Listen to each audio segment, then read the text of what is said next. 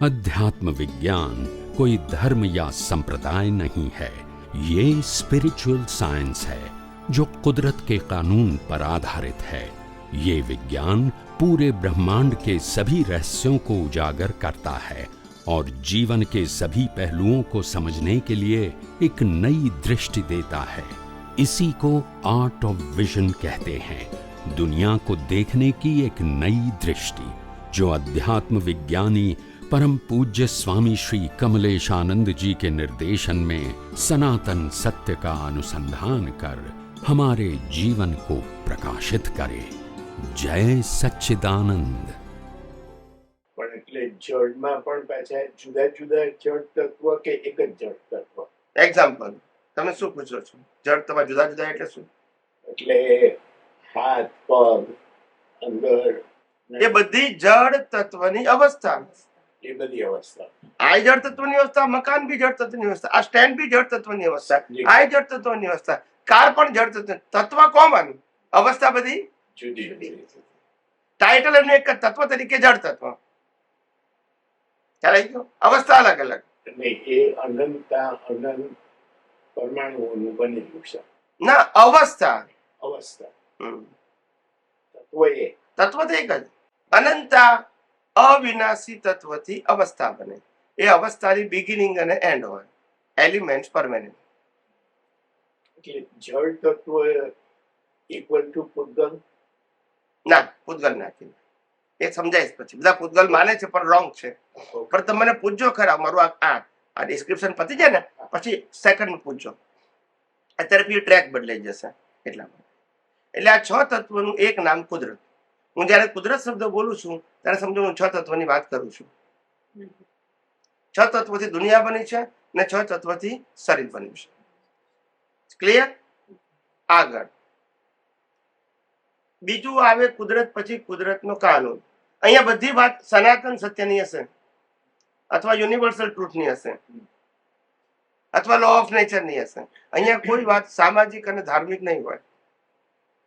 તમે કોણે માનો કોણે ના માનો, ફોર્મેટની વાત નહીં હોય. મેં ફોર્મેટ કીધું ને, એની વાત નહીં હોય. સમજી ગયા? એનીવે આપણે સ્પિરિચ્યુઅલ ટોક કરીએ છીએ, આધ્યાત્મ વિજ્ઞાન. ધાર્મિક અને સામાજિક નથી. એ જે વ્યક્તિ આને પાસ કરે એના માટે આધ્યાત્મ છે. હવે કુદરતનો કાનૂન, લો ઓફ નેચર. આ દુનિયામાં બધી જ વસ્તુ કુદરતના કાનૂનથી ચાલે છે. સૂર્ય કેટલા વાગે ઉગવો, આથમવો, પૂનમ ક્યારે થવી, અમાસ ક્યારે થવી, ભરતી ક્યારે આવી, ઓટ ક્યારે આવી, ઉનાળો શિયાળો ચોમાસું, અને મનુષ્યના કર્મના ફળ, આ બધું કાનૂન પ્રમાણે છે, કોઈની મરજી પ્રમાણે. રામને પણ કુદરતના કાનૂન પ્રમાણે કર્મ ફળ મળે, કૃષ્ણને પણ કુદરતના કાનૂન પ્રમાણે ફળ મળે, મહાવીરને પણ કુદરતના કાનૂન પ્રમાણે ફળ મળે, ને આપણને પણ કે બીજા કાનૂન. The law of nature is applicable for all. They believe it or તમે ના માનો તો ના લાગુ પડે. કાયમનું છે. કાયમનું ન માનવું એનું નામ અજ્ઞાન, અને ટેમ્પરરી માનવું એનું નામ અજ્ઞાન. એ પછી આગળ આવશે. તો કુદરતનો કાનૂન એટલે કે જેનાથી આ બધી દુનિયાની અવસ્થાઓ બદલાયા કરે છે, પરિવર્તિત થાય છે, બિગિનિંગ અને એન્ડ થયા કરે, જન્મે જીવે અને મરે છે. આ બધી જ અવસ્થાઓ કુદરતના કાનૂન પ્રમાણે છે. કોનો કાનૂન? તમારો ક્યારે જન્મ થશે, ક્યાં જન્મ થશે, કયા ઘરમાં જન્મ થશે, કોણ તમારા માતા પિતા હશે, ભાઈ બહેન કોણ હશે, રહેવાનું ઘર કયું હશે, ધર્મ કયો હશે, તમારે કઈ જ નક્કી નહીં કરવાનું. યસ કે નો? એ કરવાનું. તમે કર્મ કર્યું છે એના ફળ રૂપે કુદરત બધું આપશે. તમારી પસંદગી નથી. ક્વેશ્ચન છે, કુદરતનો કાનૂન શું છે? કુદરતનો કાનૂન એવો છે કે આ જગતની અંદર એક્શન અને રિએક્શન બે વસ્તુ છે. એક્શન અને રિએક્શન. એટલે આ જગતની અંદર તમે કોઈ પણ રિલેટિવ વસ્તુ ઉપર રાગ અને દ્વેષ કરો છો, બસ એનું રિએક્શન, એનું નામ કુદરતનો કાનૂન. સમજાય છે? તો પછી આમાં પુરુષાર્થ ક્યાં આવ્યો? કહું પછી એટલે એક શબ્દ તો પૂરું થવા દે. રિએક્શન, એક્શન નું શું છે? હવે કે કેમ એક્શન નું રિએક્શન છે? તો કે છે કે આ દુનિયા છે ને એ 6 તત્વોની બનેલી છે. એટલે કોની છે? હા. તો તમે શું કામ રાગદ્વેષ કરો છો? You are right. શરીર પણ 6 તત્વનું, દુનિયા 6 તત્વની, બધું કુદરતનું છે. એની સર્કમસ્ટાન્સીસ કોના છે? તમને રાગદ્વેષ કોણે કીધું? કુદરત કે ત્યાં સંજોગો હું આપું છું કે તમે ઉભા કરો છો? મા બાપ, ભાઈ બહેન, ઘર, ધર્મ બધું કોને આપે? કુદરતે. મૃત્યુ કોણ આપશે? ખ્યાલ આવ્યો? પછી સુખ દુઃખના સંજોગો કોણ આપશે? તો પણ તમે કેમ કુદરત જે આપે છે એમાં તમે રાગદ્વેષ કરો છો? કુદરત આપે છે, ન્યાય કરે છે કે ન્યાય કરે છે? તો એના ઉપર તમારે ન્યાય કરવાનો પાછો. કુદરતના ન્યાય ઉપર આપણે ન્યાય કરવાનો. કુદરતને 14 વર્ષ રામને વનવાસ આપી એનો આપણે ન્યાય કરવાનો કે આ કઈ ખોટી છે? ન્યાય કુદરતે કર્યો છે. કઈ તો નિમિત્ત બની. કુદરતે એના કર્મના ફળ મુજબ નિમિત્ત તો જોઈએ કે ના જોઈએ? તો કઈ વાત કરી ને રામને વનવાસ થયો. હવે એના ઉપર આપણે ન્યાય કરવાનો કે સાચું થયું ખોટું થયું? કુદરત કે અમે તો ન્યાય કર્યો એના કર્મનું ફળ. કઈ તો નિમિત્ત હતી. શું હતી? નિમિત્ત વગર કામ થાય? સમજાયું? કુદરતનો કાનૂન એટલે એક્શન નું reaction.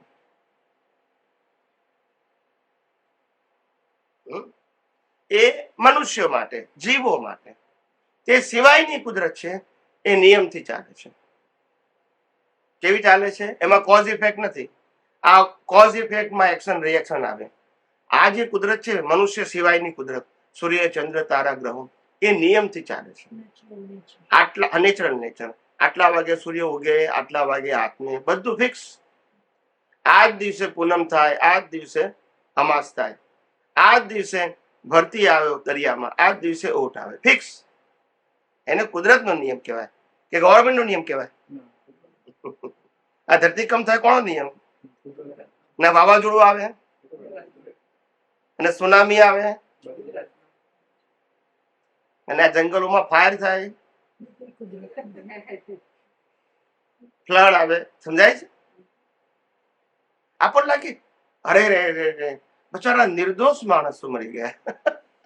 As a human feeling થાય ને આપણને.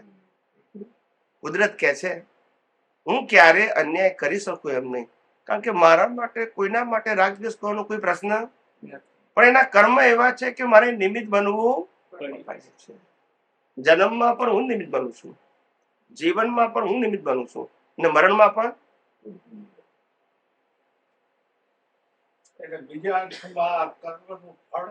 એ મનુષ્ય માટે કર્મનું ફળ માટે કુદરતનો કાનૂન છે. ને બાકીની દુનિયા માટે જ્યાં કોઝ ઇફેક્ટ નથી એવી દુનિયા છે ને, સૂર્ય, ચંદ્ર, તારા, ગ્રહો, નક્ષત્રો, ભરતી, ઓટ, સમંદર, દરિયો, નદી, પહાડ, જંગલો, ત્યાં તો કોઝ ઇફેક્ટ નથી. એ કુદરત જ છે ને, પણ એ નિયમથી ચાલે છે. શેનાથી ચાલે છે? ત્યાં કોઝ ઇફેક્ટ નથી, નેચરલ નેચર. એ બધું ટાઈમ પ્રમાણે થાય. શું થાય? આજે જ્યાં ધરતી છે ત્યાં કાલ સમંદર થઈ જાય, ને આજે જ્યાં સમંદર છે ત્યાં પહાડ બી થઈ જાય. કુદરતનો કાનૂન. કોનો કાનૂન? આપણું ચાલે. મનુષ્ય માટે કોઝ એન્ડ ઇફેક્ટ લાગુ પડે છે. મનુષ્ય સિવાય માટે કુદરતનો સિમ્પલ નિયમ છે, નેચરલ નેચર. એ કર્યા જ કરે. ખ્યાલ આવ્યો? એવી કેટલી જગ્યાઓ છે આ દુનિયાની અંદર કે જ્યાં મનુષ્યની વસ્તી નથી, તોય ત્યાં કુદરત તો છે જ. યસ કે નો? કર્યા જ કરે છે એનું કામ.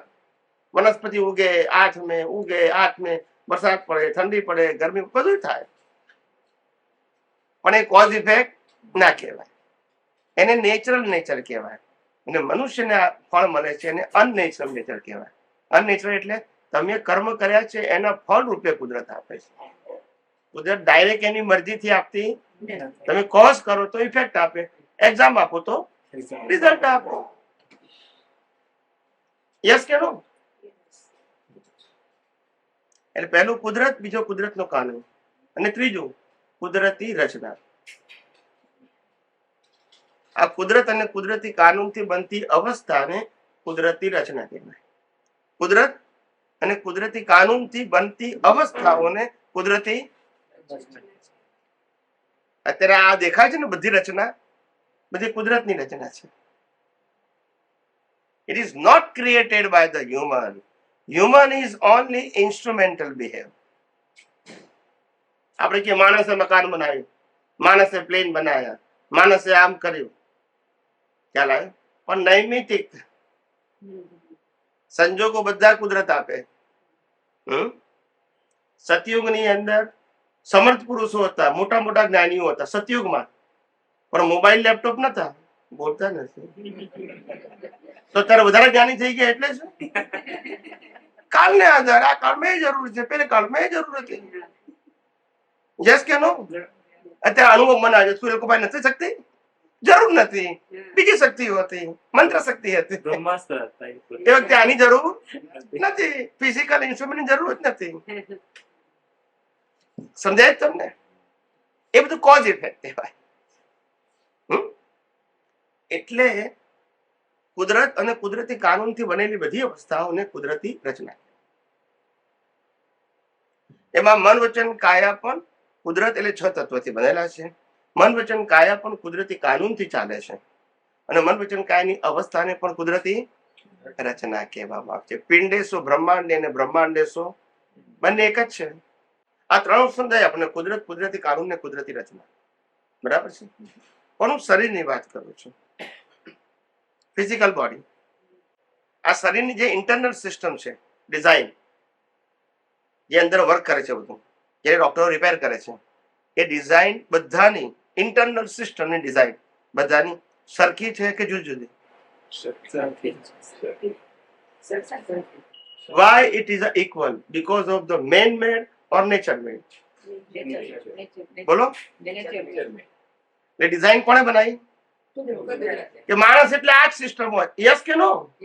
બોલો કે મારે પાછળ જોઈએ, ચાલે? ચાલે? કુદરતી ડિઝાઇનમાં તમે કશું કરી શકો?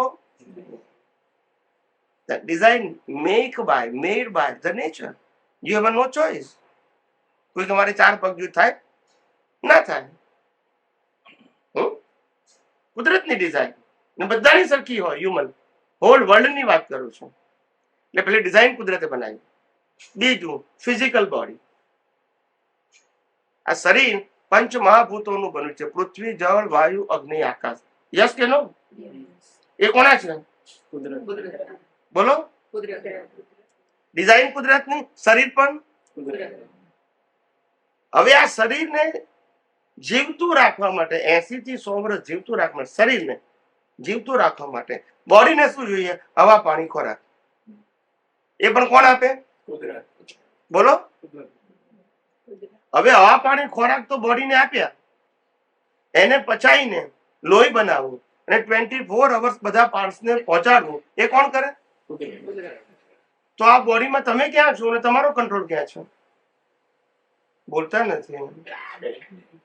બોલો ને. આ બોડીમાં તમે ક્યાં છો અને તમારો કંટ્રોલ ક્યાં છે? બોલતા નથી. કેમ? આ બોડીમાં આપણે ક્યાં છીએ? છે કોઈ જગ્યાએ? આ 4 તમે જવાબ આપ્યા ને, ડિઝાઇન કુદરતની, શરીર કુદરતનું, હવા, પાણી, ખોરાક કુદરતના, અને લોહી બનાવીને શરીરને પહોંચાડું 24 કલાક, એ પણ કુદરત કરે છે. તો પછી આપણો કંટ્રોલ આ બોડીમાં ક્યાં છે?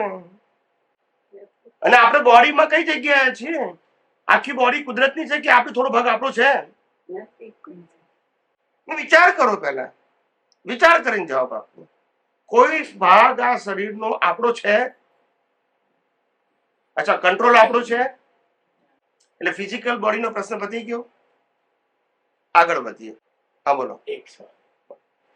આપે કહ્યું કે આ શરીર અને કુદરત 6 તત્વોની બનેલી છે. શરીર પણ, દુનિયા પણ. ઓકે. પછી પછી દુનિયા કુદરતી કાનૂનથી ચાલે છે, શરીર કુદરતી કાનૂન ચાલે છે. દુનિયાની કુદરત અને કુદરતી કારણથી બનેલી અવસ્થાને કુદરતી રચના કહેવાય. શરીર પણ કુદરત અને કુદરતી કારણથી બનેલી અવસ્થાને કુદરતી રચના કહેવાય. હવે બોલો, બંને સરખું જ છે. હવે બોલો. બંને સરખું છે. અને આપે એ પણ કહ્યું કે આ શરીર પંચમહાભૂતોનું આ કીધું ને મેં. એટલે ઈ જરા એટલે કુદરતનો જ ભાગ થયો ને. એટલે એમ કેવું એવું છે કે 6 તત્વનું કે આ છે કે 5 શરીર તત્વનું? એ 5 તત્વોનું બનેલું છે અને તમે પાછું આગળ એવું કહો છો કે શરીર 6 તત્વોનું. હા, એમ કોને સમજી ગયો તમારું કન્ફ્યુઝન સમજી ગયો. ના, તમારું કન્ફ્યુઝન સમજી ગયો. હવે તમે મને ખાલી સિમ્પલ પ્રશ્નનો જવાબ આપો. જીવતા અને મરેલામાં શું ફેર છે તત્વમાં? 1 મિનિટ એમને કહેવા દો. કેમ? પણ એ તો તમે ગણતા નથી. હું જયારે શરીર બોલું ત્યારે મળદું બોલું છું, મળદાને શરીર કહું છું કે જીવતાને કહું? જીવતાને તો આત્મા હોય એટલે 5 + 6 થઈ ગયા. તો પ્રશ્ન ક્યાં આવ્યો? Still my confusion is મેં 6 તત્વોની વાત કરી. 6 તત્વો ટેલી થઈ ગયા. સમજી ગયા. ઓકે, હવે કન્ફ્યુઝન ક્યાં છે? પંચમહાભૂત પંચમહાભૂત જુદું છે અને 5 તત્વો જુદા છે. એ ભેગું ના કરશો. હું ફિઝિકલ બોડીની વાત કરી. પંચમહાભૂત તત્વો ને દુનિયાના 5 તત્વો જુદા કીધા. સમજાય છે? 6 તત્વના 5 તત્વો જુદા અને આ બોડીના તત્વો જુદા. સમજાય છે? પૃથ્વી, જળ, વાયુ, અગ્નિ, આકાશ એ પૃથ્વી શરીરની વાત છે. 5 તત્વો એ જળ તત્વના જ ભાગ છે. શું છે? જળ તત્વના હા, ભાગ છે. એ જળ તત્વના ભાગને ગતિ સહાયક, ખેતી સહાયક, ટાઈમ અને સ્પેસ અસર કરે છે. એને અવસ્થા કહેવાય છે. ખ્યાલ આવ્યો? બધું જળ તત્વના ભાગ છે. અને હાજરી ચેતનની. એ છઠ્ઠું. ચેતન ના હોય તો જળની કોઈ વેલ્યુ છે. આ 5 તત્વો શરીર બન્યું, પણ શરીર ક્યારે કહેવાય? જયારે ચેતન હોય, નીકળી જાય એટલે મળતું.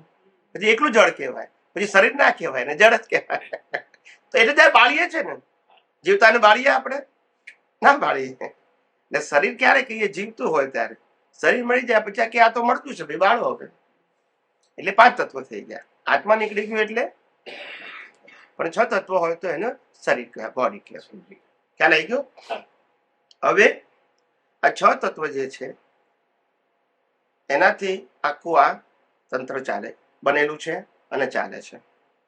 એટલે આપણને ખબર પડવી જોઈએ કે જીવનની અંદર જન્મતાની સાથે મા બાપ, ભાઈ બહેન, ઘર, ધર્મ બધું કુદરત નક્કી કરે છે.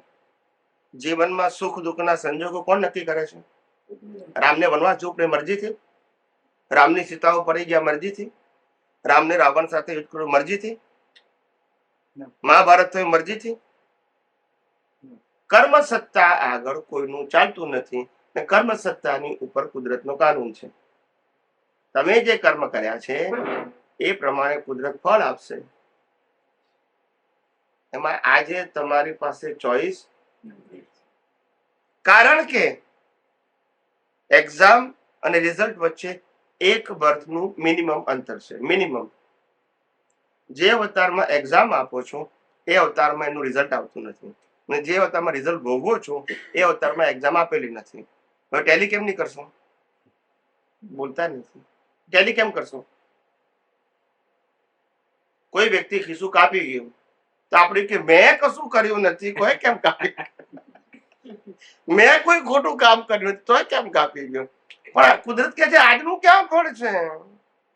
એક્ઝામ ગયા અવતારની રિઝલ્ટ